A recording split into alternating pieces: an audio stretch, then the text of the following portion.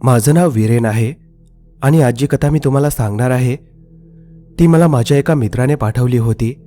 त्यांच्या आयुष्यात घडलेली ही खरी घटना आहे. त्यांच्या परवानगीने आणि थोडेसे बदल करून मी तिला कथारूप दिलं आहे. आशा आहे की तुम्हाला ही कथा नक्की आवडेल. जेव्हा मी महाबळेश्वरला पोहोचलो तेव्हा आम्हाला वाटलं होतं की हा प्रवास फक्त डोंगरांची थंड हवा, दाट जंगल आणि काही सुंदर छायाचित्रांपुरताच मर्यादित राहील. महाराष्ट्रातील हे प्रसिद्ध पण काहीसं शांत हिल स्टेशन, दूरवर पसरलेली जंगलं, वळणावळणाचे रस्ते आणि वर्षातील बराच काळ पसरलेलं दाट धुकं हीच त्याची ओळख. मी सौरभ आणि माझी पत्नी नेहा लग्नानंतर 2 वर्षांनी आम्ही पहिल्यांदाच इतक्या दिवसांसाठी एकटे कुठेतरी फिरायला निघालो होतो. शहराची गर्दी, नोकरीचा ताण आणि नात्यात आलेला थकवा या सगळ्यापासून दूर आम्हाला फक्त शांतता हवी होती. पण काही ठिकाणं शांतता देत नाहीत, ती शांतता हिरावून घेतात. त्यावेळी मी थोडासा नास्तिक स्वभावाचा होतो. देवावर माझा विशेष विश्वास नव्हता, मात्र काही भक्तिगीते त्यांच्या सुरांमुळे मला आवडायची. मन शांत करण्यासाठी कधीमधी मी ती ऐकायचो. महाबळेश्वरमध्ये शिरताच मोबाईलचं जाळं पूर्णपणे गायब झालं. नकाशा दाखवणाऱ्या अनुप्रयोगाने शेवटचा फिरणारा गोळा दाखवला आणि मग पळता थिजून गेला. नेटविना तोही चालत नव्हता. टॅक्सी चालक हसत म्हणाला, साहेब, इतर रस्ता फोन नाही सांगत, जंगल सांगतं. त्याच्या आवाजात एक विचित्र संकोच होता. जणू काही तो आणखी काही सांगू इच्छित होता पण सांगत नव्हता. आमचं हॉटेल डोंगराच्या पायथ्याशी होतं, पण आम्ही ठरवलं की दुसऱ्या दिवशी जवळच्या कृष्णादरीच्या कड्यांपर्यंत पायी भटकंती करूया. स्थानिक लोक सांगत होते की तिथून संपूर्ण परिसर स्वच्छ दिसतो, अत्यंत सुंदर दृश्य. मात्र हवामान स्वच्छ असलं पाहिजे. त्या रात्री धुके इतके दाट होते की हॉटेलच्या बाल्कनीतून खालचं काहीच दिसत नव्हतं. फक्त पिवळे रस्त्यावरील दिवे जे धुक्यात हरवलेल्या एखाद्या आठवणीसारखे वाटत होते. नेहा कठड्यावर उभी होती. ती म्हणाली, सौरभ, इथे आवाज वेगळ्याच पद्धतीने घुमतात. मी फारसं लक्ष दिलं नाही. डोंगरात असंच होतं असं मला वाटलं. वारा आवाज वाकवतो असं मी मनात म्हणालो. पण जेव्हा मी नीट कान दिला तेव्हा खरंच असं जाणवलं की कुठेतरी दूरवरून कोणीतरी आमचं नाव घेत आहे, अगदी हळू आवाजात. मी हसत ती गोष्ट टाळली. दुसऱ्या दिवशी सकाळी आम्ही पायी निघालो. स्थानिक मार्गदर्शक घेण्याचा सल्ला देण्यात आला होता, पण आम्हाला वाटलं रस्ता सोपा असेल. तो फार उंच डोंगर नव्हता. आम्ही दोघंही कोणत्याही मार्गदर्शकाशिवाय जंगलात शिरलो. जंगलात शिरताच वातावरण बदललं. दाट झाडं इतकी दाट होती की सूर्यप्रकाश जमिनीपर्यंत पोहोचत नव्हता. ठिकठिकाणी उंच सकल दगड होते. झाडांच्या मुळ्या बाहेर आलेल्या होत्या. हवा पूर्णपणे थांबलेली. पानांची सळसळ नाही, पक्ष्यांचा आवाज नाही. ही शांतता हळूहळू जळ वाटू लागली. सुमारे 1 तासानंतर धुकं पसरू लागलं. सुरुवातीला हलकं, मग इतकं दाट की 5 पावलं पुढेही दिसेनासं झालं. नेहा माझ्यापेक्षा थोडी पुढे चालत होती. तिचं निळं जॅकेट धुक्यात विरघळल्यासारखं दिसत होतं. अचानक ती थांबली आणि म्हणाली, सौरभ, तू मागे का राहिलास? लवकर चल ना. मी चकित होऊन उत्तर दिलं, मी तर इथेच आहे. तूच अचानक वेगाने पुढे गेलीस. ती मागे वळली. तिच्या चेहऱ्यावर स्पष्ट भीती होती. सौरभ, पण तू आताच तर माझ्या पुढे होतास. पुढून मला हाक मारलीस. हे ऐकताच माझ्या पोटात विचित्र गोळा उठला. कारण हे साधं नव्हतं.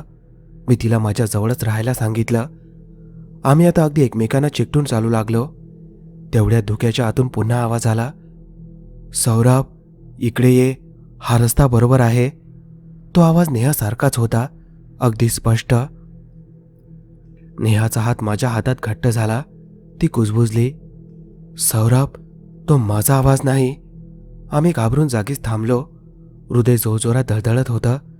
मन वारंवार सांगत होतं, हा केवळ भास आहे. भीतीमुळे असं जाणवत आहे. पण त्या धुक्यात कुणीतरी आमच्या बरोबर चालत होतं. पण मन काहीतरी वेगळं सांगत होतं. पुन्हा आवाज आला, सौरभ, लवकर कर. उशीर होतो आहे. तो आवाज नेहाच्या स्वरात मला आपल्याजवळ बोलावत होता. त्या आवाजात एक विचित्र आपलेपणा होता, जणू एखादा अतिशय जवळचा व्यक्ती प्रेमाने हाक मारत आहे. एका क्षणासाठी मला खरंच वाटलं की त्या आवाजावर विश्वास ठेवावा. इतक्यात नेहाने माझा हात जोरात हलवला. आम्ही ठरवलं, आता पुढे जायचं नाही, मागे वळणंच योग्य ठरेल. पण अडचण अशी होती की दाट डोक्यात रस्ता ओळखणं कठीण झालं होतं. जी पायवट आम्हाला इथपर्यंत घेऊन आली होती ती आता दिसेनाशी झाली होती. सगळ्या झाडांचे बुंदे सारखेच वाढत होते. तेवढ्या जमिनीवर दगडांचा एक गोलाकार घेरा दिसला. त्याच्या मध्यभागी राख पडलेली होती, जणू नुकतीच तिथं आग पेटवली गेली होती. आजूबाजूच्या झाडांच्या सालांवर विचित्र खुणा कोरलेल्या होत्या. प्रत्येक बुंद्यांवर 3 खोल ओरखडे. पुन्हा पुन्हा नेहा हळू आवाजात म्हणाली, सौरभ, ही जागा बरी वाटत नाही. तिचं वाक्य पूर्ण होण्याआधीच आमच्या मागून पावलांचा आवाज आला. आम्ही तात्काळ मागे वळलो, पण मागे फक्त धुकं होतं, दाट न हलणारं धुकं. आणि आम्ही थांबताच पावलांचा आवाजही थांबला, जणू आमच्यासोबत तेही थांबलं होतं. क्षणभर शांतता आणि मग कोणीतरी हसलं. त्या हसण्याची ध्वनी लहरी माझ्याच हसण्यासारखी होती. मागे काहीच दिसत नव्हतं, पण असं स्पष्ट जाणवत होतं की त्या धुक्यात कुणीतरी उभं आहे, फक्त दिसत नाही. मी पहिल्यांदाच मोठ्याने ओरडलो, कोण आहे तिथे? उत्तर आलं माझ्याच आवाजात, मीच तर आहे. नेहा भीतीने थरथरू लागली. मी तिला माझ्या मागे घेतलं. तेवढ्या धुक्यात एक सावली उमटली, धुसर, मानवी आकाराची, पण पूर्णपणे माणूस नसलेली. ती आकृती आमच्या भोवती फिरू लागली. धुक्यामुळे ती कधीच पूर्णपणे स्पष्ट दिसत नव्हती. कधी माझ्या आवाजात, कधी नेहाच्या आवाजात, तर कधी एखाद्या वृद्ध माणसाच्या खरखरीत आवाजात ती बोलत होती. त्या क्षणी मला उमगलं, आपण रस्ता चुकलो नाही. आपण एखाद्या अशा सीमारेषेत प्रवेश केला आहे जिथे काहीतरी अदृश्य अस्तित्व आवाजांच्या आधारे लोकांना भुलवतं, त्यांना भरकवत नेतं. हा डोंगर फक्त डोंगर नव्हता, इथे काहीतरी होतं जे दिसत नव्हतं, पण ऐकू येत होतं. आणि ते आम्हाला पाहूही शकत होतं, ऐकूही शकत होतं. सगळ्यात भयानक गोष्ट म्हणजे ते उत्तर देताना आमच्याच आवाजात बोलत होतं. छलावा म्हणून अशा गोष्टींबद्दल आम्ही ऐकलं होतं, पण प्रथमच असं काही अनुभवत होतो. त्या अपूर्ण सावलीकडे पाहताच नेहाचा श्वास वेगवान झाला. मी तिचा हात घट्ट पकडला होता, जणू मी तिला सोडलं तर ती धुक्यात कायमची हरवेल. ती सावली आमच्या भोवती फिऱ्या मारत होती. आम्ही तिला थेट पाहण्याचा प्रयत्न केला की ती एखाद्या झाडामागे किंवा धुसर कोपऱ्यात सरकत असे. तिच्या उपस्थितीमुळे छातीत एखादं अदृश्य ओझं ठेवलं आहे असं वाटत होतं. नेहा कुजबुजली, सौरभ, जर मी तुला हाक मारली तर तू येशील का? मला तिचा प्रश्न समजला होता. आपण पाहिलं होतं की त्या आवाजांवर विश्वास ठेवता येत नाही. मी तिच्या डोळ्यात पाहत म्हणालो, हो, पण फक्त तेव्हाच जेव्हा तू मला समोर दिसशील. धुक्यातून आवाज आला तर मी येणार नाही. तिने हलकेच मान डोलावली. मीही तसंच करेन, फक्त आवाजावर विश्वास ठेवणार नाही. आम्ही हळूहळू मागे सरकू लागलो, प्रत्येक पाऊल विचारपूर्वक, शक्य तितक्या शांततेत. तेवढ्या जमिनी खालून कोणीतरी बोललं, अगदी हलकं पण स्पष्ट. आणि मग धुक्यातून अनेक आवाज एकाच वेळी उमटले, इथंच थांबा, जाऊ नका, रस्ता हाच आहे, आमच्या मागे या, आमच्याकडे या. त्या आवाजात एक विलक्षण मोहकपणा होता, जणू थकलेल्या माणसाला विश्रांतीचा आमिष दाखवत कोणीतरी म्हणत आहे, इथे या, आमच्या सोबत या, इथे आराम आहे. एका क्षणासाठी मला खरंच वाटलं आपण बसावं, थोडा श्वास घ्यावा, थोडं विसावावं. तेवढ्यात मला जाणवलं नेहाचं वजन अचानक माझ्यावर वाढलं आहे. ती डळमळू लागली होती. मी तिला सावरलं. तिचे डोळे मिटलेले होते. सौरभ, मला झोप येत आहे. नेहा कुजबुजली. ह्या ऐकताच माझ्या अंगावर काटा आला. दुपारचा उजेड होता. इतकी थंडी नव्हती की तिला भोवळ यावी. हा साधा थकवा नव्हता, हे काहीतरी वेगळंच होतं. मी तिला हलवत म्हणालो, नेहा, माझ्याकडे पहा, फक्त ऐकू नकोस, पहा, माझ्याकडे पाहत राहा. आम्ही दोघांनी काही क्षण डोळे मिटून खोल श्वास घेतला. मी मुद्दाम शहरातील गोष्टी आठवायला लावल्या. आपलं घर, बाल्कनीतल्या तुळशीच्या कुंडी, तिची आई, आपला लाडका कुत्रा. तिचं लक्ष त्या आवाजापासून दूर करायचं होतं. हळूहळू तिच्या चेहऱ्यावर शुद्धीची एक हलकी झलक उमटली, पण डोक्यातली कुजबूज आता अधिक चिडलेली, अधिक तीव्र वाटू लागली. आम्ही दिशा बदलली. पायवाट दिसत नव्हती, पण खाली उतार जाणवत होता. आम्ही उतार चढून वर आलो होतो, त्यामुळे खाली उतरणं सुरक्षित ठरेल असं मला वाटलं. कोणत्याही दिशेने चाललो असलो तरी उतार आपल्याला खाली कदाचित सुरक्षित ठिकाणी घेऊन जाईन. तेवढ्या झाडांमध्ये एक जुना लाकडी फलक दिसला. त्यावर लाल रंगात लिहिलं होतं, पुढे जाऊ नका. नेहाने माझा हात दाबला. सौरभ, हे कोणी लिहिलं असेल? माझ्याकडे उत्तर नव्हतं, पण इतकं स्पष्ट होतं, आपल्या आधीही कोणीतरी इथून जिवंत परत जाण्याचा प्रयत्न केला होता. आम्ही पुढे सरकलो. थोड्याच अंतरावर एक फाटलेली ओलसर पिशवी पडलेली दिसली. आतले कपडे पूर्ण भिजलेले, जणू बराच काळ पावसात पडून राहिले असावेत. पिशवीजवळच्या मातीवर नखांनी उमटवलेले 3-3 खोल ओरखडे होते. त्याच खुणा जशा आपण झाडांवर पाहिल्या होत्या. हा योगायोग नव्हता. ही जागा जणू स्वतःची उपस्थिती पुन्हा पुन्हा उमटवत होती. अचानक मागून आवाज आला, माझ्याच स्वरात, नेहा, त्याचा हात सोड, माझ्याकडे ये, मी इथे आहे. नेहा काही बोलली नाही. तिने फक्त माझ्याकडे पाहिलं आणि माझा हात अधिक घट्ट पकडला. तिच्या शांततेने कदाचित त्या अदृश्य अस्तित्वाला संताप आला. डोके अचानक झपाट्याने हलू लागलं, जणू कोणीतरी पांघरून झटकत आहे. आम्हाला वाटलं जणू अनेक लोक आमच्या भोवती फिरत आहे. अनेक पावलांचे आवाज, जड श्वास, हलकी हसण्याची ध्वनी लहरी, कुजबूज, सगळं एकाच वेळी. मी ओरडलो, कोण आहात तुम्ही? कृपया आम्हाला जाऊ द्या. उत्तर अनेक आवाजात एकत्र आलं, तुम्ही कुठेच जाणार नाही, कुठेच नाही जाणार. ते शब्द प्रतिध्वनीसारखे पुन्हा पुन्हा घुमू लागले. तेवढ्यात आमच्या पायाखालची जमीन मऊ होऊ लागली. नेहाचा पाय मातीत रुतला आणि ती कोसळता कोसळता वाचली. मी खाली पाहिलं आणि हृदय धडधडलं. माती खालून पिवळसर जुन्या मानवी हाडांचे टोक दिसत होते, जणू कुणाला नीट पुरलंही नव्हतं. नेहाने तोंडावर हात ठेवला. तिचे डोळे भयाने विस्फारले होते. माझी अवस्था वेगळी नव्हती. मी तिला जवळ ओढून सावरलं. आता आम्हाला खात्री पटली, या जंगलाने लोकांना गिळलं आहे आणि कदाचित अजूनही गिळत आहे. दूर कुठेतरी मंद तालबद्ध आवाज येऊ लागला, जणू ढोलांचा प्रतिध्वनी, एखाद्या जुन्या विधीची सावली. डोक्यात पुन्हा ती अधुरी सावली उमटली, यावेळी अधिक स्पष्ट. ती जणू आमच्यासमोर मार्ग तयार करत होती आणि आम्हाला त्या बनावट वाटेवर चालायला भाग पाडत होती. त्या धुसर आकृतीत अनेक चेहरे क्षणभर झळकले, काही अनोळखी, काही माझ्यासारखे, काही नेहासारखे आणि काही आमच्या ओळखीच्या लोकांसारखे. आता आम्हाला कळलं, जर आपण थांबलो किंवा त्या मार्गावर गेलो तर ही जमीन आपल्यालाही गिळून टाकेल. आम्ही तिथून उलट दिशेने उताराकडे धाव घेतली. हाडांनी भरलेल्या त्या जागेतून बाहेर पडताच आम्ही जवळजवळ पळू लागलो. पण जंगलात पळणं सोपं नसतं. उंच सकल दगड, झाडांच्या मुळा पायात अडकत होत्या. दाट डोके डोळ्यात भरत होतं. प्रत्येक 10 पावलानंतर वाट संपली असं वाटे. मागून अजूनही पावलांचे आवाज येत होते, पण आता आम्ही मागे वळून पाहण्याची हिंमत केली नाही. तरीही थांबणं अशक्य होतं. मागून येणाऱ्या कुजबुजी आता स्पष्ट शब्दात बदलल्या होत्या. त्या केवळ आवाज नव्हत्या, त्या आमच्याशी बोलू लागल्या होत्या. कधी आवाज येई, सौरभ, तू थकलास, नेहाला बसू दे, आम्ही तिची काळजी घेऊ, तुला हवं तर तू पळून जा, पण तिला इथेच सोड. मला जाणवलं ती शक्ती भीतीपेक्षा थकवा वापरत होती.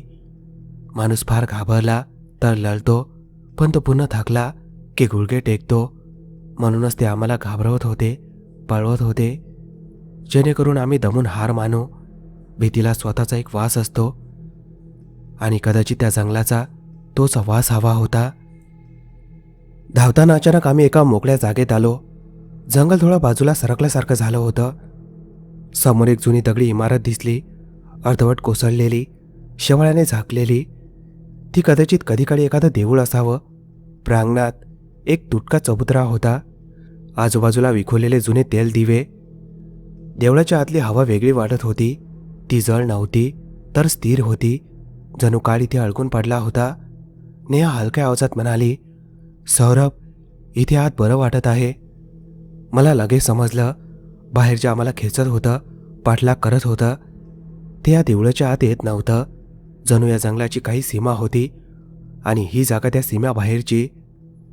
आम्ही आतमध्ये आश्रय घेतला. भिंतीवर हाताने काढलेली चित्र होती, लांबट सावल्या, उघडे तोंड आणि अनेक लोक जे स्वतःच्या आवाजाच्या मागे जात खोल दरीत कोसळत होते. हे केवळ लोककथा नव्हती, हा इशारा होता.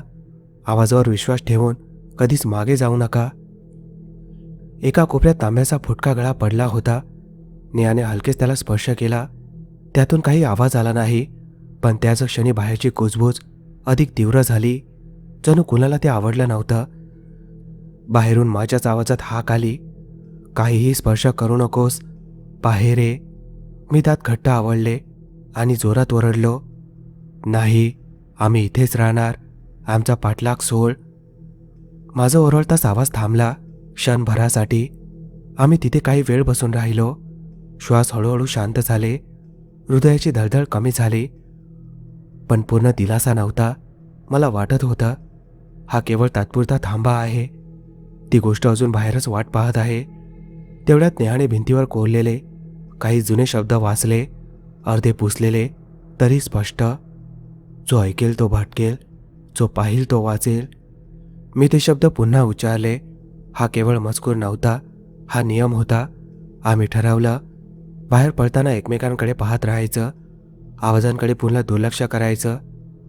देवळाबाहेर पाऊल टाकताच धुके पुन्हा दाट झालं, पण यावेळी आम्ही सज्ज होतो. आमची नजर एकमेकांवर खिळलेली, मात्र ती शक्ती हार मानणारी नव्हती. आवाज अचानक पूर्णपणे थांबले. जंगलात अशी शांतता पसरली की कानात गरगरू लागली. आता ती शांतताच भयानक वाटू लागली, कारण मेंदू स्वतःचे आवाज निर्माण करू लागला. मला जाणवलं, नेहाचा हात थंड होत चालला आहे. सौरभ, ती म्हणाली. मी तिच्याकडे पाहिलं. तिचा चेहरा फिकट झाला होता. मला वाटतंय कुणीतरी आपल्या मागे चालत आहे. मी मागे वळून पाहण्याचा प्रयत्न केला, पण स्वतःला थांबवलं. नियम आठवला, पहा, ऐकू नका. जमीन हळूहळू उताराकडे वळू लागली. हा चांगला संकेत होता. खाली कदाचित रस्ता किंवा वस्ती असेल. तेवढ्यात माझी नजर जमिनीवर पडलेल्या एका जुन्या रेडिओवर गेली. त्याची बॅटरी बाहेर काढलेली होती, पण त्यावर धूळ नव्हती, जणू कोणीतरी नुकताच ठेवून गेला होता. अचानक रेडिओ स्वतःहून सुरू झाला. त्यातून बातम्या नव्हत्या तर आवाज येऊ लागले, रडण्याचे, हसण्याचे, मदतीसाठी ओरडण्याचे, सगळं एकाच वेळी. आणि मग एक आवाज स्पष्ट झाला. तो माझ्या वडिलांचा होता. सौरभ, इथे ये रे बाळा. माझं हृदय क्षणभर थांबल्यासारखं झालं. पण मला नियम आठवला, जो ऐकेल तो भटकेल, जो पाहिल तो वाचेल. मी डोळे घट्ट नेहावर रोखून ठेवले. आता खरी परीक्षा सुरू झाली होती. माझे पाय क्षणभर थबकले. मन म्हणत होतं, हा खरा आवाज आहे. डोळ्यात पाणी दाटलं, पण लगेच आठवलं, माझ्या वडिलांना जाऊन 10 वर्ष झाली होती. मी तो रेडिओ जोरात जमिनीवर आपटला. रेडिओतून येणारे स्वर किंकाळ्यात बदलले आणि पुढच्या क्षणी सगळं शांत. नेहा थरथरत म्हणाली, सौरभ, हे आपल्या मनाशी, आपल्या आठवणींशी खेळत आहे. मला ठाऊक होतं, हीच त्या मायावी शक्तीची चाल असते. धुक्यातून अनेक आकृत्या उमटू लागल्या, पूर्णपणे मानवी पण पोकळ, जणू ध्येय आहे, पण आत काहीच नाही. त्या आमच्या समांतर चालत होत्या, थोड्या अंतरावर, जणू आमच्या थकण्याची वाट पाहत. रेडिओ तुटल्यानंतर जंगलातील शांतता अधिक गडद झाली.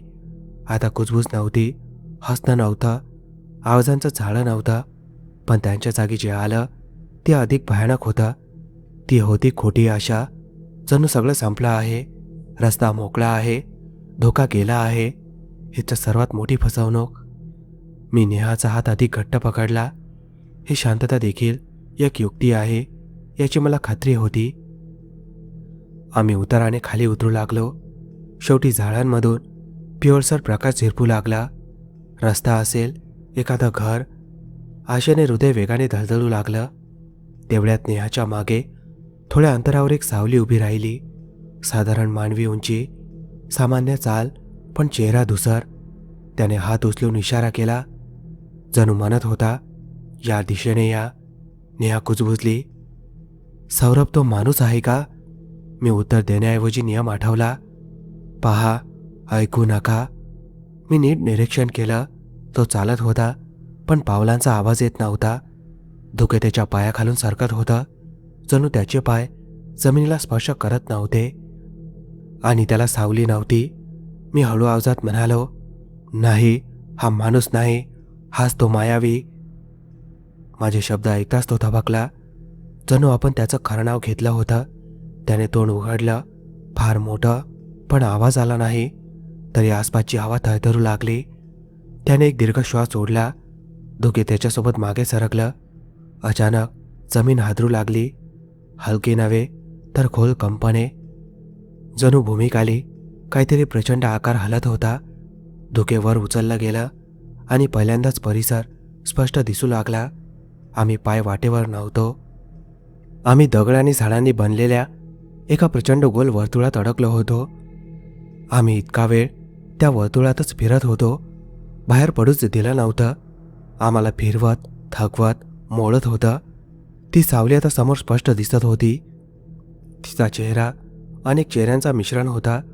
डोळे पोकळ, आणि त्या पोकळीतून जणू कुणीतरी आतून हात हलवत आम्हाला बोलावत आहे. त्या क्षणी मी नास्तिक नव्हतो, पण आस्तिकही नव्हतो. मला काही स्त्रोत आवडायची, संकटात धैर्य देणारी. मला स्मरण झालं, संकटात धैर्य हवं असेल तर हनुमान चालिसाचा जप करावा. मी मोठ्याने जप सुरू केला. जसा जसा मी जप करत गेलो तसा तसा तो साया मागे सरकू लागला. त्याच्या चेहऱ्यावरील रेषा थरथरू लागल्या. धुकं वेगाने फिरू लागलं. जंगलातून किंकाळ्या उमटल्या. यावेळी नकली नव्हत्या, त्या खऱ्या वेदना होत्या, जणू अनेक वर्ष अडकलेल्या आत्म्यांच्या. मी अधिक जोराने जप करू लागलो. जमीन पुन्हा आदरली. यावेळी भेगा पडल्या. दगडांचा गोल तुटू लागला. हवा बदलली. जी आधी घुसमटणारी होती ती ताजी वाटू लागली. तो साया विरघळू लागला आणि एक अंतिम भीषण किंकाळी घुमली. मोठा आवाज झाला आणि तो काळ्या धुरासारखा हवेत विरून गेला. क्षणभर स्तब्धता. आम्ही एकमेकांकडे पाहिलं आणि मग धावत सुटलो. आता मागे कोणी नव्हतं. तो उतार खरा होता. आम्ही धावतच राहिलो. काही वेळाने आम्ही एका कच्च्या रस्त्यावर आलो. पुढे एक छोटंसं चहाचं टपरीसारखं दुकान. पिवळ्या दिवांचा प्रकाश, धुराचा वास, लोकांच्या खऱ्या गप्पा, सगळं खऱ्यासारखं. आम्ही समोरच्या बाकावर बसलो. बराच वेळ काहीच बोललो नाही. टपरीवाल्याने विचारलं, साहेब, वरच्या डोंगरावर गेला होता का? मी मान डोलावली. तो म्हणाला, ज्यांचा ईश्वरावर विश्वास डळमळीत असतो त्यांना तो डोंगर आपलं खरं रूप दाखवतो. तुम्ही सुखरूप परत आलात म्हणजे कुठेतरी श्रद्धा होती. नाहीतर बरेच जण गेले पण परतले नाहीत. त्या रात्री आम्ही महाबळेश्वर सोडलं. कोणतीही तक्रार नाही, कोणतीही नोंद नाही, कारण काही गोष्टी कागदावर कधी उतरवताच येत नाहीत. आजही कधीकधी रात्री दूरवरून कोणीतरी माझं नाव हाक मारतंय असं वाटतं, पण मी अजूनही तोच नियम पाळतो. जे दिसत नाही त्या अनोळखी आवाजावर कधीही विश्वास ठेवू नका. जंगल, डोंगर किंवा धुके तुमचं नाव घेत असेल तर उत्तर देऊ नका.